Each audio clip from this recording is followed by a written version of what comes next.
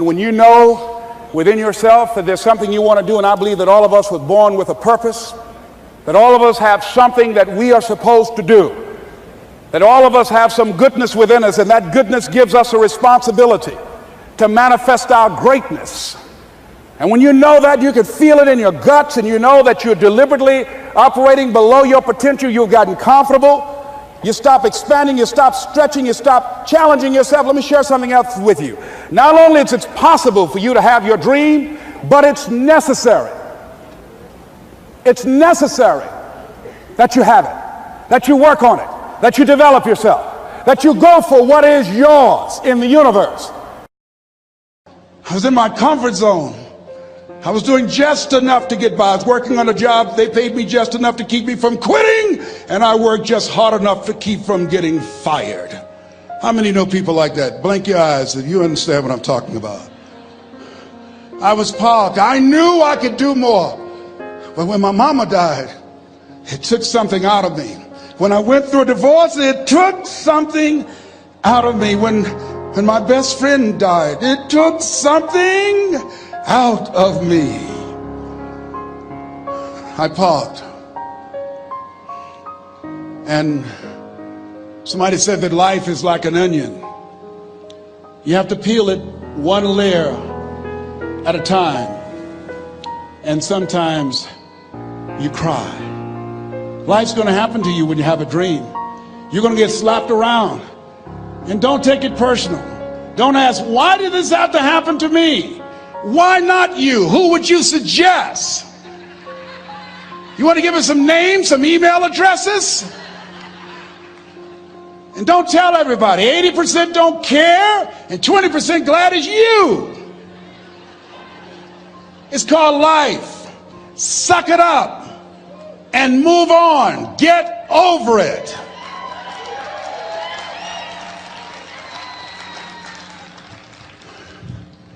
It happens to everybody. Here's the other thing: as you look at your goals and look at your dreams, when you're going through some stuff, repeat out to me, please. When things go wrong, don't go with them. Yes, write that down. When things go wrong, don't go with them. When you're working on a business deal, you're counting on some money. Someone said you will get the loan, and it falls through.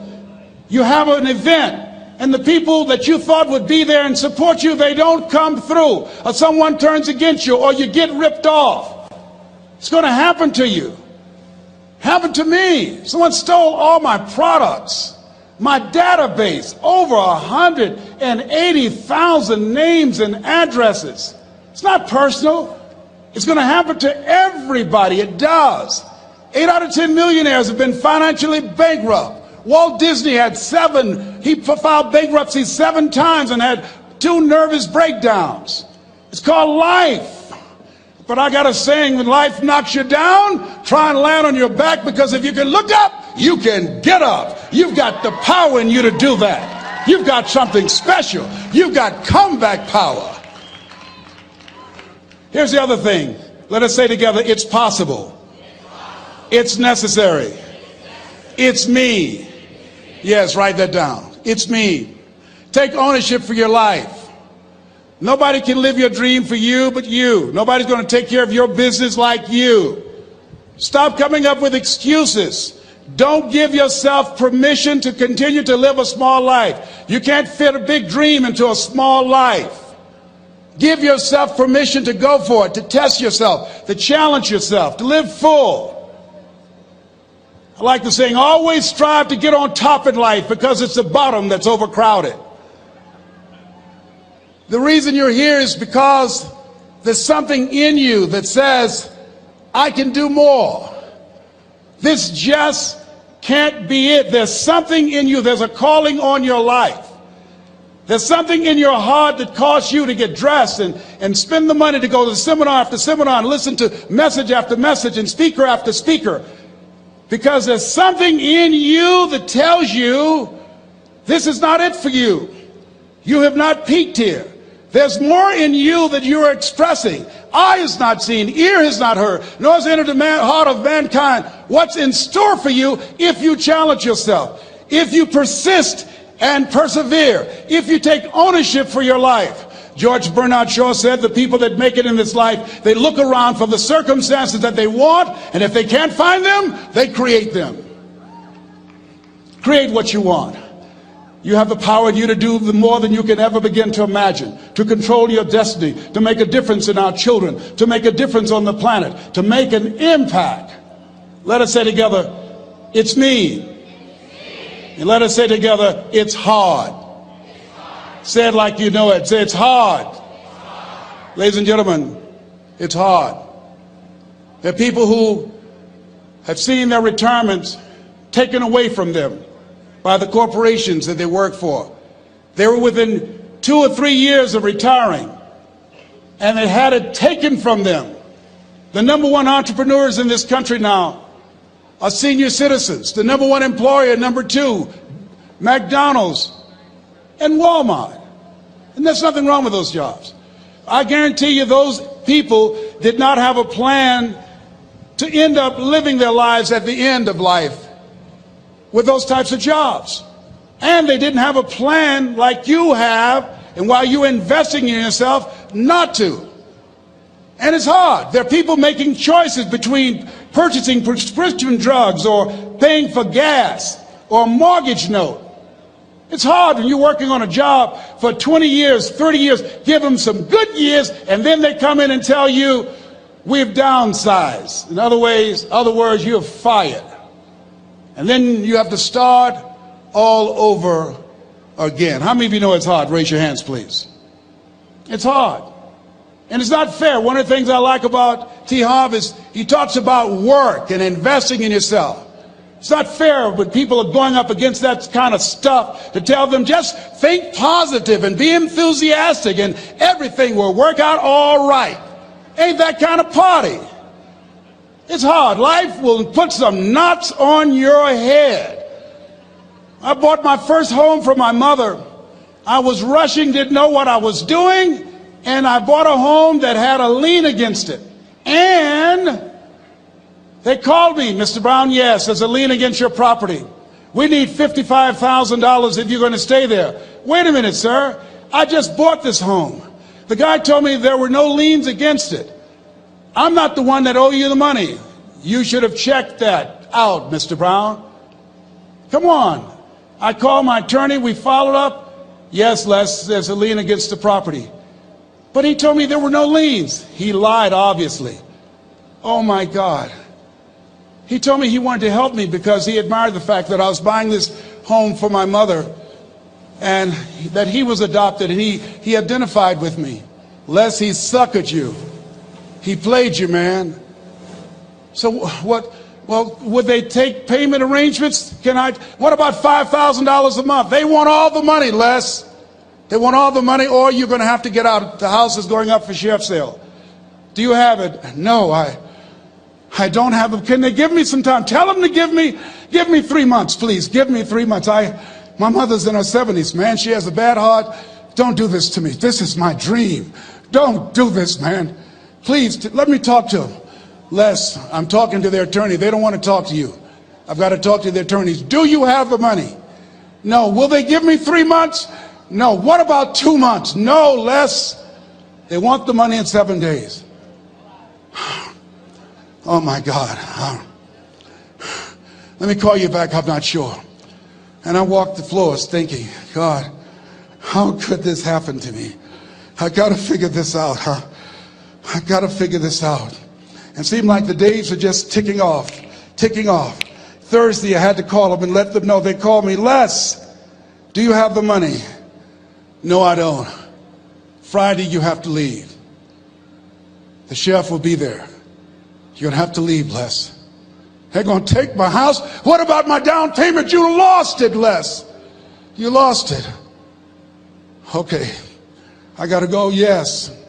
I prayed, Lord, please, if you show me that you're real, if you're really real, you think Paul worked for you, you haven't seen anything. Don't let me lose this house and watch what I'll do for you. I was trying to cut a deal. Have you ever tried to cut a deal? It's amazing how spiritual you get when you get in trouble. You know what I mean?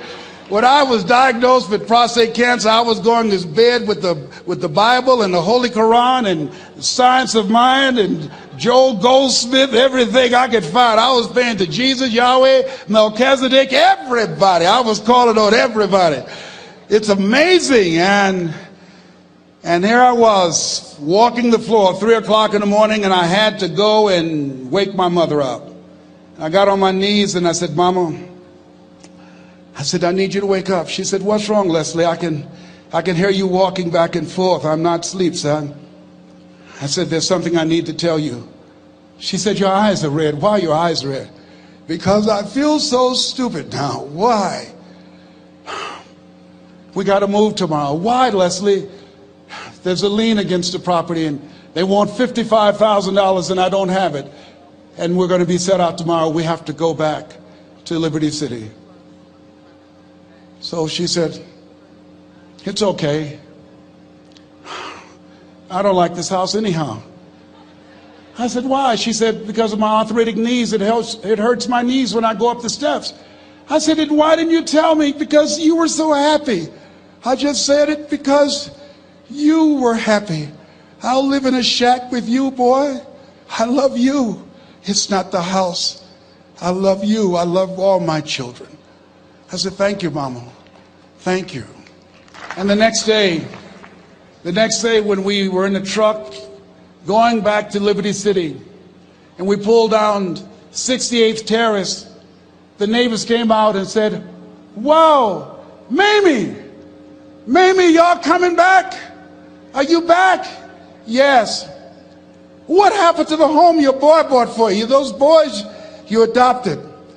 Leslie didn't do a title search. He made a mistake. And boy, I was so humiliated. How many ever made a mistake that you were just humiliated? Raise your hands. I was devastated. I was taking the furniture off the truck and my mother came and I was crying and she said, boy, I said, yes, ma'am. She said, hold your head up. I said, Mama, I can't. She said, hold your head up. I said, why? Look what I've done. She said, it's okay. It's okay. You are going to make a lot of mistakes in life, young man. You're going to fail your way to success. You have nothing to be ashamed of. Keep your head up and take that furniture back in the house. I said, yes, ma'am.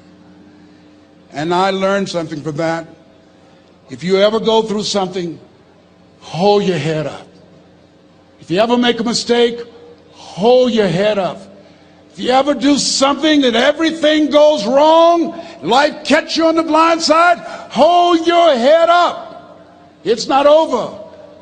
Goethe said, that which does not kill you will make you stronger. Hold your head up. Shake someone's hand on your right and left and say, hold your head up.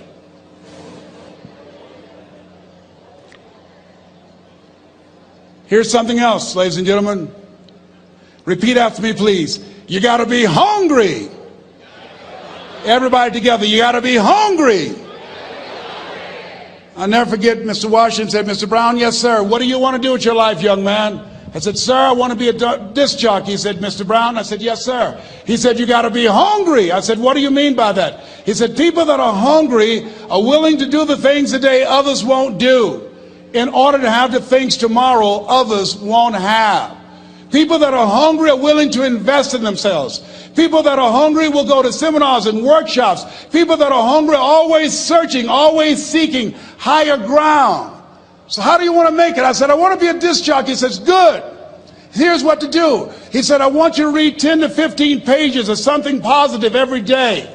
He said, you don't get in life what you want, you get in life what you are. You must program yourself to success. He said, I want you to listen to Earl Nightingale and Zig Ziglar. Listen, faith comes by hearing and hearing and hearing. He said, I want you to change your relationships. And I don't want you to ever lose your hunger. I said, what do you mean by that? He said, people that are hungry are unstoppable. People that are hungry are no matter what people. They make it happen no matter what. He said, I want you to listen to Paul Harvey. Who is he? He's the world's greatest communicator. Success leaves clues, young man. Always listen and follow people who are doing what it is you want to do at the level you want to do it, and learn from them. I told T. Hobb when we were standing by the stage, I said, hey man, I want to work more with you. I want you to coach me. I want to learn from you. See, I found you're never too old to learn and you're never too young to teach. Always have a thirst for learning. So I listened to Paul Harvey every day on the radio. While in school, I would go out and listen in his car. He gave me his keys. I was working to develop myself. And I continued to listen to motivational messages, and he would take me to see the late Dr. Norman Vincent Peale, who wrote the book, The Power of Positive Thinking. I toured with him before he passed. You have something special. You have greatness within you. Don't allow your circumstances to determine who you are. Don't allow your negative thoughts to hold you back. You have something special. You can do more than you can ever begin to imagine. Dr. Peale was an incredible man. I admired him. When he spoke, he gave me goosebumps. I can feel him in my heart. And I never forget, we were coming back to the school, and Mr. Washington said, Mr. Brown, yes, sir. When Dr. Peale spoke, you didn't move. When he spoke, you were hanging on every word. When he spoke, we didn't have to tell you to sit down and be quiet. Why? I said, sir, I could feel him when he talked. I felt like he was talking to me, sir. He said, he was. I said, but he doesn't know me, but he was speaking to you. Did you feel him in your heart? I said, yes, sir. He said, most people feel him in their head. If you felt him in your heart, he said, listen to him, son. Follow him, learn from him. And I would go to seminars and workshops. Anywhere I would find where Dr. Peale was, I would be in the audience. I would drive 200 and 300 miles just to hear him speak. And my dream and vision was to share the stage with him. I thought about it. What is your goal? What is your vision? I want you to hold it in mind. There's some power in that. Because when I became involved in speaking, I never forget, I got a call from Og Mandino, who wrote the book, The Greatest Salesman in the World. He said, Les, I'm stuck in Philadelphia. I need to be in Kankakee. Dr. Norman Vincent Peale is appearing. I can't make it. I heard you're in Chicago. I said, yes, I am. Can you go and open for me? I said, yes, man. Oh, my God. Dr. Peale, I said, yes, I'd love to do it. And I went there and I came. I said, hi, I'm Les Brown. He said, you're not the band of renown? I said, no, I'm Mrs. Mamie Brown's baby boy. I'm here to speak. He said, come backstage. And his wife, Martha, was there. And she said, Papa, Les Brown is here, the speaker. And he said, Les Brown, shoot for the moon. Because even if you miss, you'll land among the stars. I said, sir, that's my quote. I wrote you when I was in the 11th grade. I was a part of a special education class project. That's my quote. He said, I know. I end all my speeches with that quote. And Dr. Peale had a great sense of humor. A young man was backstage, and I had so many questions to ask him, and my mind froze up. And the young guy said, Dr. Peale, how old are you? And he was up in age. He said, Sonny, I'm 92. The young man looked at him and said, I don't know if I want to live to get 92. He said, that's because you've never been 91.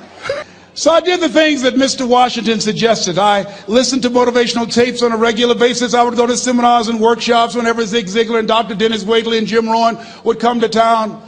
And I said, sir, what do you want me to do now? He said, Mr. Brown, I've given you everything that I can give you. He said, develop your mind, put your money where your mouth is, continue to learn how to be an effective communicator, because once you open your mouth, you tell the world who you are. And always surround yourself with OQP, only quality people. So I went to apply for a job on Miami Beach, WMBM radio station. Milton Butterball Smith was the program director. Hello, Mr. Butterball. How are you, sir? My name is Les Brown, sir. I'd like to be a disc jockey. He said, young man, you have any journalism in your background? I said, oh, no, sir, I don't. You have any experience in broadcasting? I said, no, sir, but I practice all the time, sir. Let me audition for you, sir. Let me show you how good I am. All I need is a shot, sir. He says, no, we don't have any job for you. How many ever been rejected? Raise your hands, please. I was devastated. I went back and I told Mr. Washington, I said, Mr. Washington, they said no. He said, don't take it personally. Most people are so negative, they have to say no 7 times before they say yes. He said, you got to be hungry. Know your vitamin. Go back again. I said, yes, sir. Hello, Mr. Butterball. How are you, sir? My name is Les Brown, sir. I like to be a disc jockey. Young man, weren't you here yesterday? Yes, sir, I was. Didn't I tell you no yesterday? Yes, sir, you did. Then why are you back today? Well, sir, I didn't know whether or not somebody was laid off or somebody was fired, sir. Nobody was laid off or fired. Now, get on out of here. I came back the next day. Hello, Mr. Butterball. How are you, sir? My name is Les Brown, sir. I like to be a disc jockey. I know what your name is. Weren't you here the last 2 days? Yes, sir, I was. Didn't I tell you no the last 2 days? Yes, sir, you did. Why are you back? Oh, sir, I didn't know whether or not someone got sick or someone died, sir. No one got sick or died. No one was laid off or fired. Now, don't you come back here again. I came back the next day talking loud, looking happy like I was seeing him for the first time. I said, hello, Mr. Butterball, how are you? He looked at me with rage. He says, go get me some coffee. I said, yes, sir. My favorite book says, the greatest among you will be your servant. How many of you are serious about your goals and dreams? Raise your hands. Very good. Write this down. Provide more service than you get paid for. Provide more service than you get paid for. I go to a lot of seminars and workshops. And one of the things I know about T. Harv Eckert, when I was sitting in the class of Robert Ruppel and all of the other presenters, they hold themselves to high standards and they provide more information than anybody else in the industry, bar none. They hold nothing back because their commitment is for your success. And when you hold yourself to high standards, write this down, impact drives income. That's why you're here. Because the training, the seminars, been making a difference in your life. If they did not have impact, 200 or 300 people would be here, if that amount.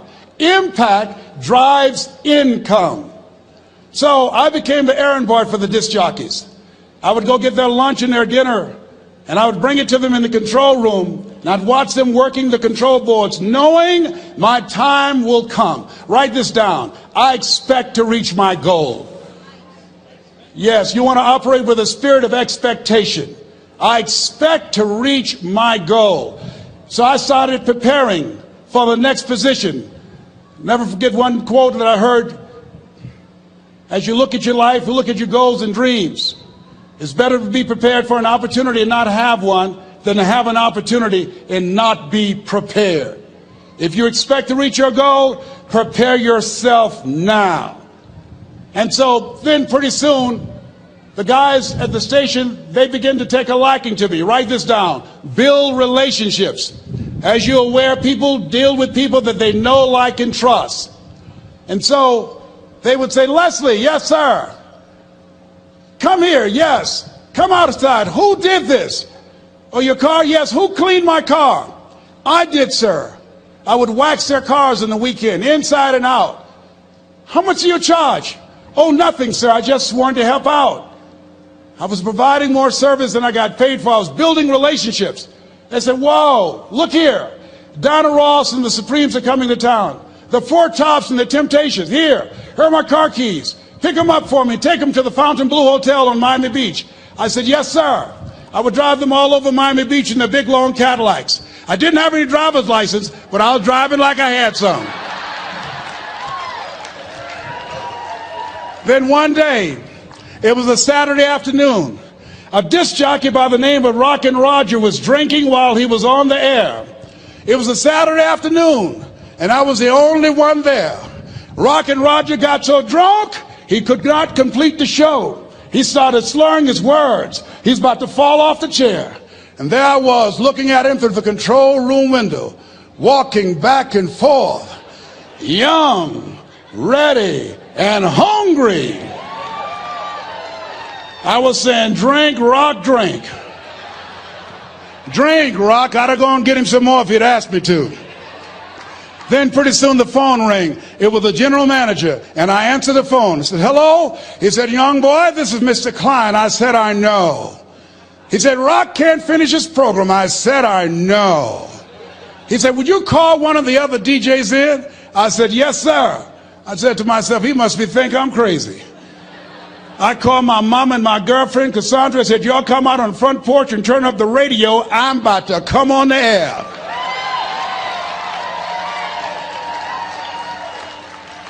I waited for about 20 minutes, and I called him back. I said, Mr. Klein, I can't find nobody. He said, young boy, you know how to work the controls? I said, yes, sir. He said, go in there and segue the records, but don't say nothing here. I said, yes, sir. I couldn't wait to get old Rock out of the way. I put on a fast record. I said, look out, this is me, L.B.P.P. Les Brown, your platter playing papa. There were none before me, and there will be none after me. Therefore, that makes me the one and only. Young and single and love to mingle, certified, bona fide, indubitably qualified to bring you satisfaction and a whole lot of action. Look out, baby, I'm your love man. I was hungry. I was hungry. Get old man a round of applause. I was hungry. I was hungry. You got to be hungry. Shake someone's hand on your right and left all around you and say, you got to be hungry. You got to be hungry. To get those dreams out of your head and step into your greatness, you got to be hungry. To get those ideas, that talent, that gift out of your system, you got to be hungry. To get up off the canvas of life and understand what Willie Jolly meant, that a setback is a setup for a comeback. You got to be hungry. People that are hungry are willing to do the things today others won't do in order to have the things tomorrow others won't have. How many of you got value out of what you've heard thus far? Raise your hands, please. Very good. I'd like to leave this with you.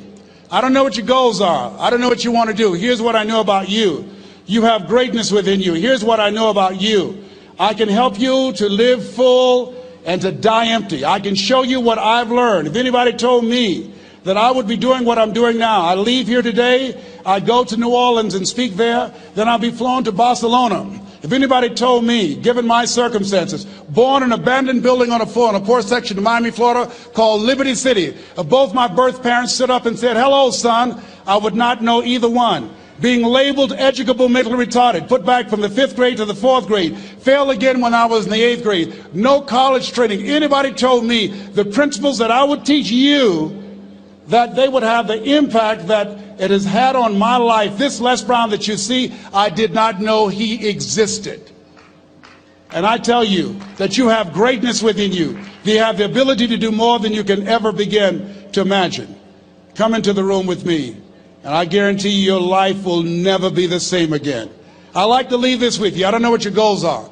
Mine is to find a cure to autism. Mine is to find a cure to breast cancer and to prostate cancer. Mine is to work with our youth and to reduce the recidivism rate in our prisons and help young people learn how to become an asset to our society rather than a liability. Mine is to train speakers to become great communicators, to speak from their heart, not their heads, and teach them how to impact and create a new conversation so people can see the possibilities of life and overcome the possibility blindness that held me hostage for 14 years. I don't know what your goals are, but here's what I know about you, and I don't know you. You've got greatness within you. And I like to leave this with you, something my mother used to love to hear me say. Leslie, yes ma'am, mama. Say that thing for me, boy, that makes me feel good.